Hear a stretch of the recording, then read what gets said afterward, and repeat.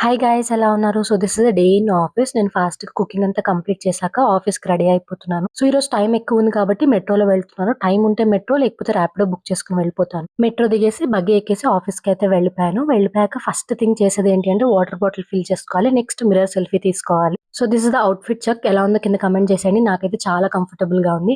ఇంకొన్ని రోజుల్లో ఎలాగో చలి పెట్టేస్తది కాబట్టి so this is the time I have to use all my frock. Meeting అయిపోయాక అందరం కలిసి టీ తాగడానికి వెళ్ళిపోయాము. సో టీ తాగుతూ నేనైతే ఇక్కడ వర్క్ చేస్తున్నాను.